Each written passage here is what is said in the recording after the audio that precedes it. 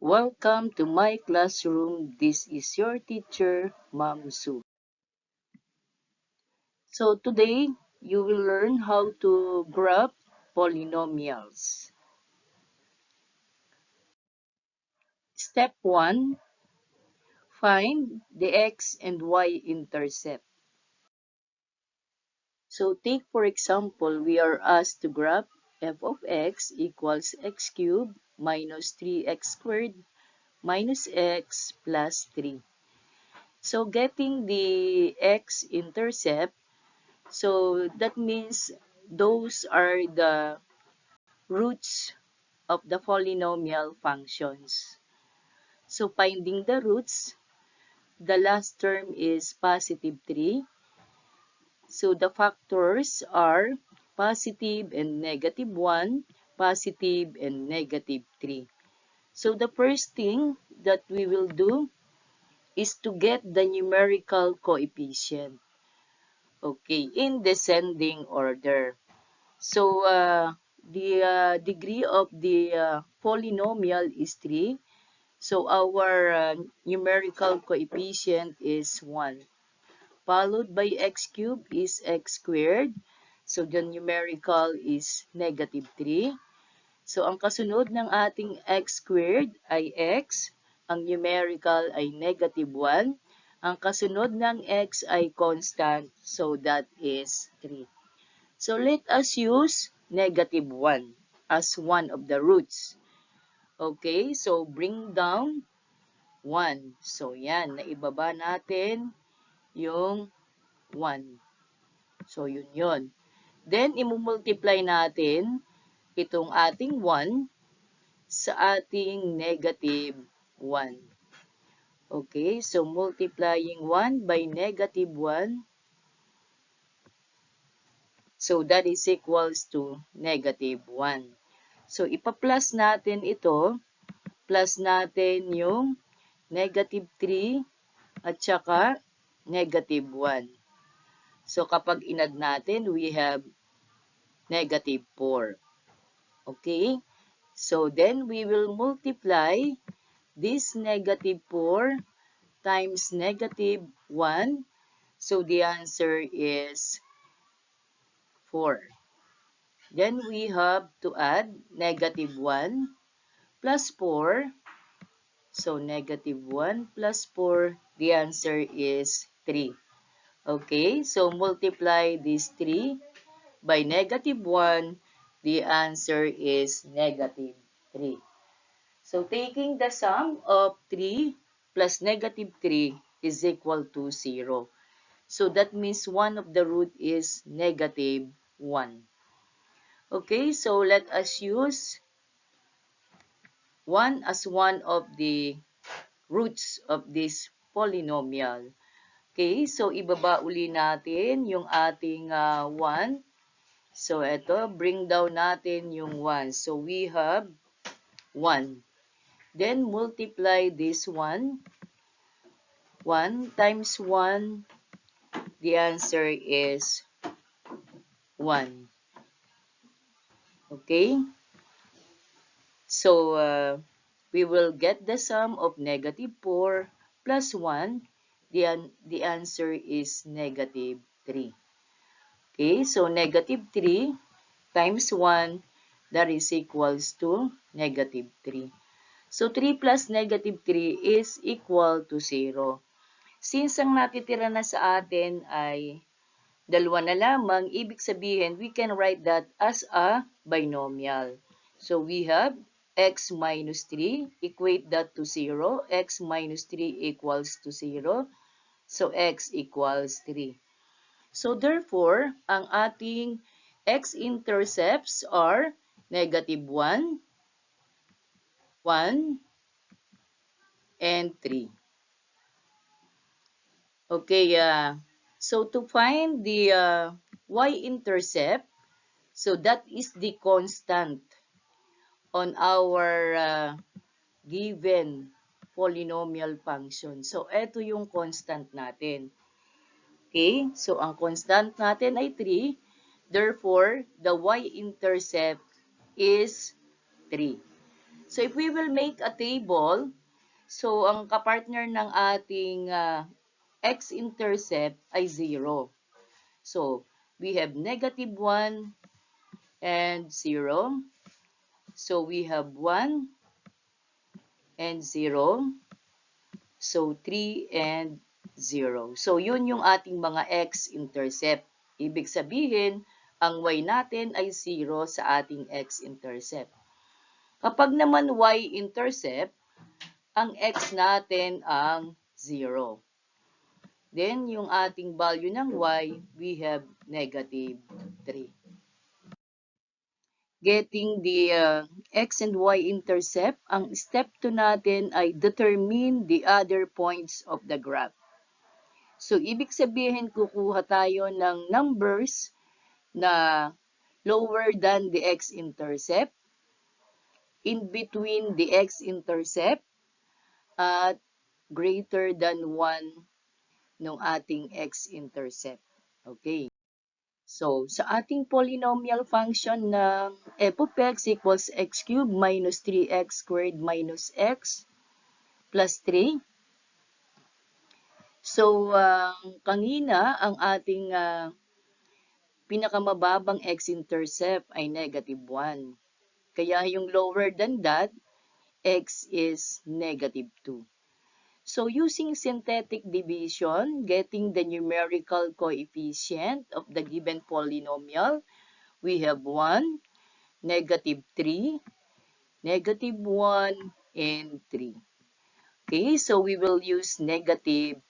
So, bring down the first numerical coefficient. We have 1. 1 times -2. So, ito yun. 1 times -2. So, that is equals to -2.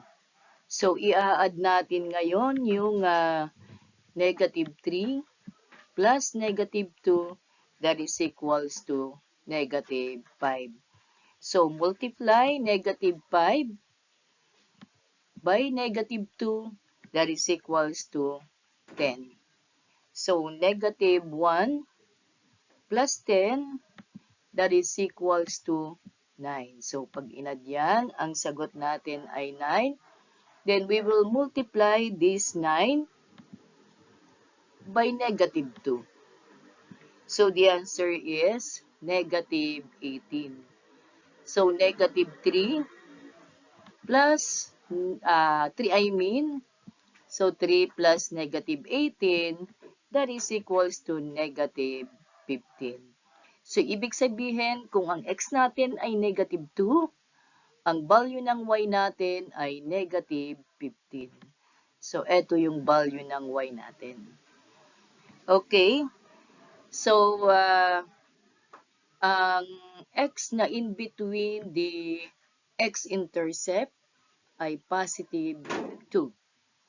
Okay, so getting the numerical coefficient, we have 1, -3, -1, and 3.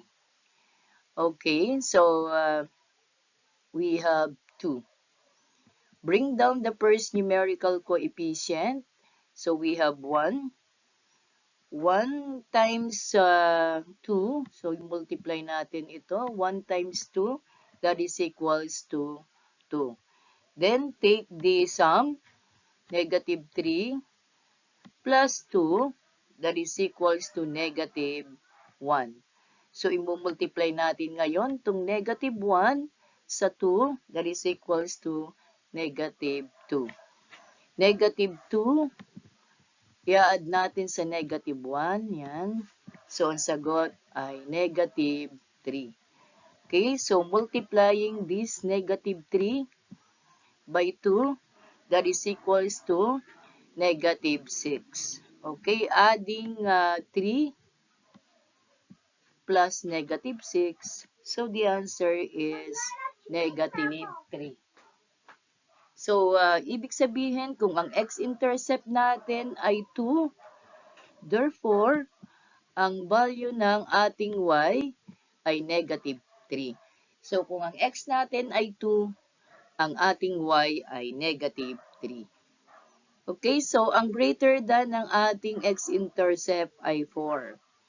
So get the numerical coefficient. We have 1, -3, -1, and 3. Okay, so using 4, bring down the first numerical coefficient. We have 1. So we will multiply this 1 by 4. So 1 times 4, we have 4. -3 plus 4. So -3. Yan, i-add natin yung -3 at saka 4. So ang sagot natin ay 1. Okay, so we will multiply this 1 by 4. So the answer is 4. So kunin ang sum ng -1 at saka itong 4. Pag inad natin yan, ang sagot ay 3. So multiply this 3 by 4. So the answer is 12. Okay, so we will add 3 and 12. That is equal to 15. Okay, so kung ang x natin ay 4, ang value ng y natin ay 15. Okay, so completing the table. So yan, kung ang x natin ay -2, yan, kung ang x natin ay -2, ang value ng ating y ay -15. So kung ang x natin ay 2, ang value ng y natin -3. At kung ang x natin ay 4, ang value ng y natin ay 15. Okay? The rest, yun yung nakuha nating x-intercept na -1, 1, at saka 3. At ang ating y-intercept ay 3. So you have 0, 3. Step 3, we will plot the ordered pairs and connect the points.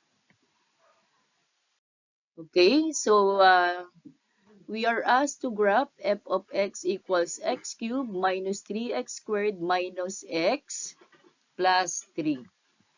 Okay, so eto yung table na nakuha natin kanina. So gagawa tayo ng Cartesian coordinate plane. Okay, so yan ang ating Cartesian coordinate plane. So ang una nating ipa-plot ay -2, -15. Okay, so yan ang ating -2, -15. So ang sumunod, -1, 0. Okay? So nasaan ang ating yon? Nasa x-axis. Kasi siya ay x-intercept. We have -, 0. Okay, then we have 0, 3. So, ibig sabihin, ang ating graph ay nasa y-axis kasi ang x natin ay 0. So, we have 0, 3. Then, we have 1, 0. So, nasa x-axis. Okay, 1, 0. Okay. Then, the next one, we have 2, -3.